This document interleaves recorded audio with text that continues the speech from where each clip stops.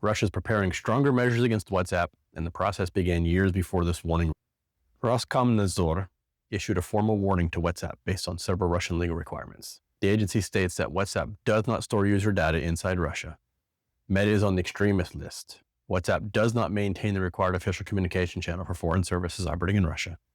The platform does not remove content when official notices are sent. These are the factors behind the warning. Now, mind you, the US and European Union have the same requirements of WhatsApp. Simply, WhatsApp and Meta is not complying with them in Russia. When a foreign tech service does not meet Russian legal rules, the steps are predictable. First, Russia issues a warning. Then fines. Then traffic slowing through DPI, Deep Packet Inspection. After that, partial restrictions.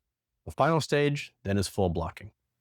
Russia applied the same sequence to LinkedIn, Facebook, Instagram, and Twitter. Facebook and Instagram are, of course, Meta. We're going to get to that later. So Facebook and Instagram are viewed as the same thing from within Russia. So why is WhatsApp treated differently? If it's Meta, why was it allowed to continue for all these years? Well, WhatsApp remained available even after Meta was added to the extremist list because Russian officials, they viewed it as a private communication platform tool. But that's really changing with WhatsApp groups. WhatsApp is chasing down Telegram and so forth. It plays a role in schools, business groups, workplace communications, and families. And WhatsApp used to be widely used in Russia. Not so much anymore. Pretty much Telegram is the big thing in Russia now. And for these reasons, WhatsApp stayed operational. Over time, though, the view has changed. WhatsApp is still a Meta service and has the same Russian legal requirements that apply to all Meta platforms. Meta does not store user data in Russia. And again, you could say, oh, Russia, but the EU requires the same thing of EU users. The US requires the same thing. I mean, look at the whole TikTok thing. This is not some, Chinese or Russian conspiracy. The company uses a global content policy that does not adjust to local legal frameworks. Meta has also had issues with India as well. Roskomnadzor has no method to enforce Russian compliance under these conditions. When a company does not adapt to local law, escalation usually continues. There's no indication that Meta plans to change its position. It's been given time. A block rarely happens in one step. Russian app stores stop off during updates first. Older versions start to show errors as backend systems shift. Deep Packet Inspection begins filtering traffic. Calls fail first, which has already been happening for, a few months. Media uploads fail next. Text messages often continue for longer. Over time, though, the filters close all these paths and the services stop working for most users. Russian users usually move to platforms that remain stable inside the country. However, sometimes they need to communicate outside the country, so WhatsApp is very popular in the US. But again, Russians will switch to VPNs in those cases. Telegram handles most group chats. VK Messenger is very popular within Russia. Signal and other encrypted tools work through VPNs as well.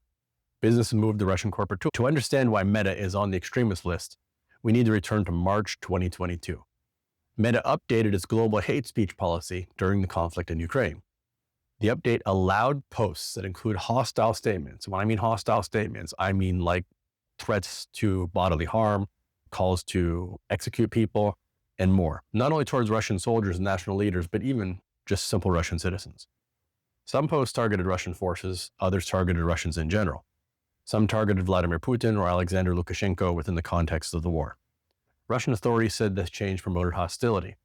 They issued several takedowns. Meta did not comply. The prosecutor general and security services submitted this as evidence. A court placed Meta on an extremist list. Facebook and Instagram were blocked. WhatsApp remained because it functioned as a private messenger. Now, one thing to note here. One detail from 2022 stands out. Meta allowed these hostile statements only in the context of being targeted towards Russians.